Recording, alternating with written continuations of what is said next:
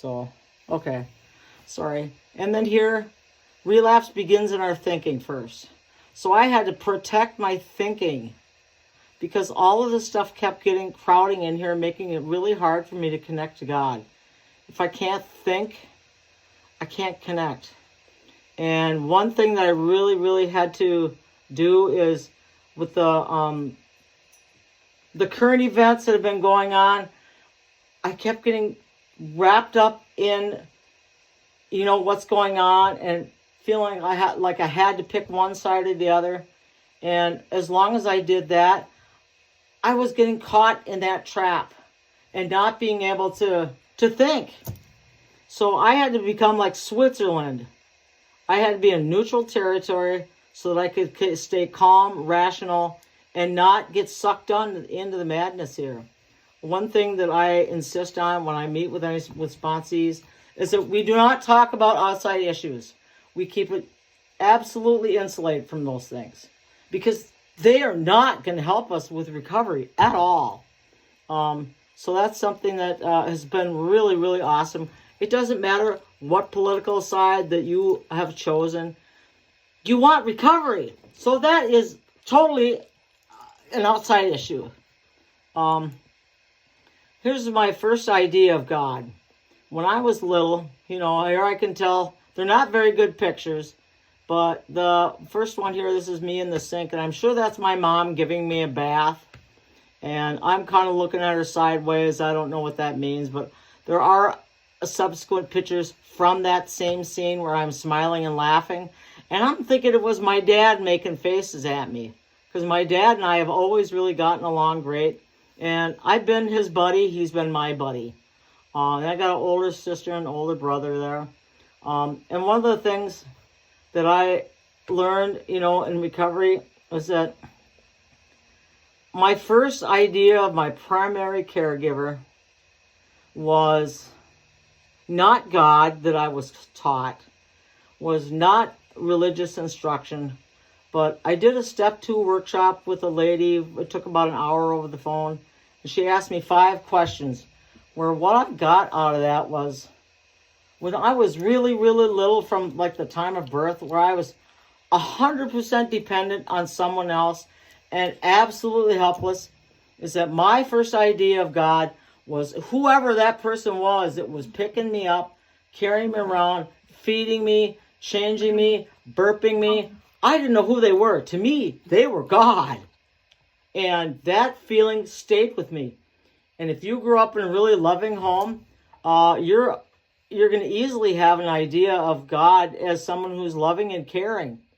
But if you grew up in a dysfunctional family like I did, your first idea of God is going to be tainted by the flawed human being that took care of you.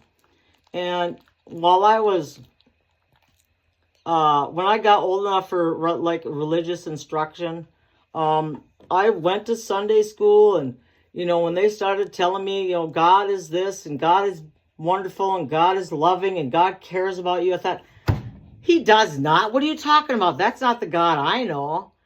And I thought, well, okay, fine. They're big. They know everything. And I'm just a little kid, so I better just, learn it and try to believe it, because, they take care of me. What would happen if I didn't? So, but inside, I still felt like there was something wrong. That whatever this God was that they were telling me about and teaching me, it didn't match my feelings. I didn't have language for the feelings I got when I was, before I learned to talk. I had no words, so I've never been able to explain why I've had, like a blockage there where I can't connect to God. I didn't have language to explain it until I did that step 2 workshop with that lady over the phone. It took an hour. And one way that I found her is I was listening to A Vision for You. And at the end of the first hour, she was waiting to talk. And I thought, I would like to get, find out what she has to say. And they didn't have time for her in the recorded session. So I waited and listened, got her phone number at the beginning of the second session, which I never did that. Something told me to go there, to get it. And I called her, and wow, that was just very, very helpful. Did I go too far? Nope. My next one here is, so while I'm trying to find my idea of God, I had to be honest, willing, and open-minded. Because from the very beginning, when I got into recovery in 2012, I've been through Narcotics Anonymous. I've been lots of AA meetings. I have, 13 years in recovery from drugs and alcohol. And that was one of the first things I learned, was to be honest, to be willing, and to be open-minded. So, I mean, every idea of God that I tried, my problem wasn't solved because I kept relapsing. That's how I knew my problem was not solved. The big book says, that it has the answer to enable us to find the solution that will solve our problem. And I had to be willing to give the spiritual side of life a fair hearing.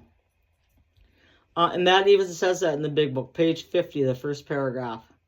And it says, it really kind of says it in a negative. We weren't willing to give the spiritual side of life a fair hearing. So, wow, well, there's a question. And I had to be open-minded. And so I had to ask a lot of what ifs. What if I don't know. I asked a lot of what ifs.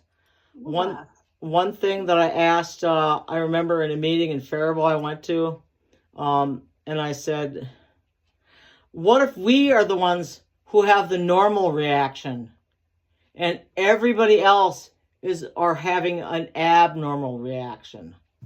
So to kind of flip it on its head, and to think that way, I think was an inspiration, because all these years later, I'm thinking, yeah, what if? And the next thing was, I got this idea, was given to me, that how many world religions are there and what is their populations? And it doesn't really matter who they are or what they are. It's just, these are all people. They're all people with families and children and want, nothing more than to take care of their families and to be happy and to find their connection to God. All in different ways. But 10% of the population is an alcoholic. So if there's 8.2 billion people in all, that means 820 million people are doomed to an alcoholic death. Now, I'm just looking at alcohol. I didn't look at overeaters. I didn't look at gamblers. I didn't look at drug addicts. I only looked at alcohol. But we have the same disease that they do, that alcohol. That's why we use the big book, because it's the only solution that has ever been found is when Bill Wilson had his white light experience. He was able to stay sober for 6 whole months. A hopeless drunk who was ready to die. How did he do that? How? I went and I read up on whatever I could find about Bill Wilson's experience. Listened to old recordings of him. Listened to all the people from AA. I've read books on that, and how he did it was unbelievable. And when he says he was rocketed into the 4th dimension, I believe him, because there is no other way to beat this. You know what? The 80-20 rule, you've heard of that? Where 20% of the people are going to actually do it. 80% are not going to, it's ham and ham. Well, maybe later. So out of that, there's 164 million people worldwide that have the disease and are actually working to find a solution. I took that as a God wink, because there's 164 pages in the instruction part of the big book. That means that means 164 million people, besides, including me, are actively seeking whatever the name is that they have for God.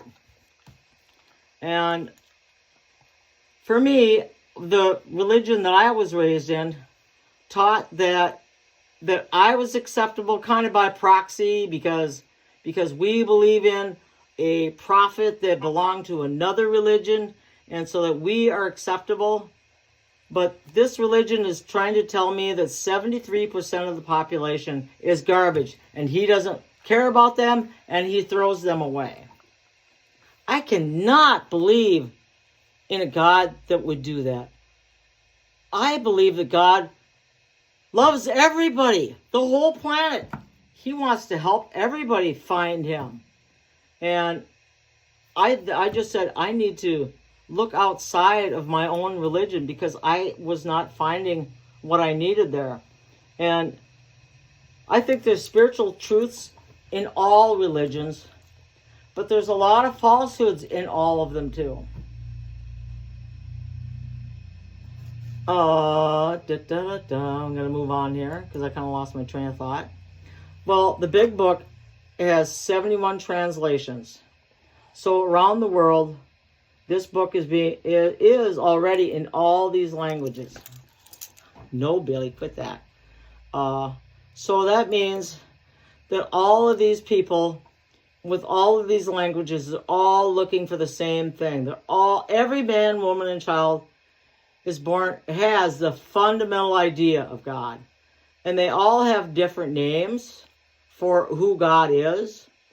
But they all, especially if they're alcoholics, they all are trying to find a way to stop drinking. It doesn't matter if you're Hindu. It doesn't matter if you're Buddhist. It doesn't matter if you're, what is this one? Something Japanese. It doesn't matter if you're atheist.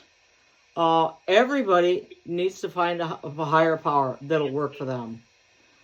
And this is what we're all looking for. That missing piece. That missing piece. That everybody has their own name for who that is. And I have found what works for me. And I've had a spiritual awakening that I have to say, although it's an educational variety, because I have had looked and listened and read and books and podcasts and just constantly feeding myself all this positive recovery stuff. I've had that spiritual awakening, that white light experience. And I have been rocketed to the fourth dimension. And this is what has worked for me. The only time I can connect with God, though, is right now. Right this very second. Right now, God is with me. He's not with me 5 minutes ago when I was talking.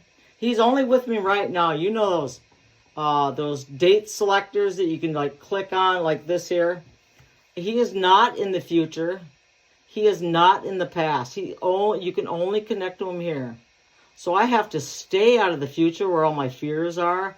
I have to stay out of the past where all my resentments and grudges are, because they keep me from being right in the present moment where God is. This is the only place I have ever found that I can connect with him. So this is my message for the end of this. When I come somewhere and talk with people now, I heard it in a meditation once, just be love in the room. Because when you are love in the room, God shows up. And with that, I'll pass. That's all I got. Anybody got any questions? That would be wonderful.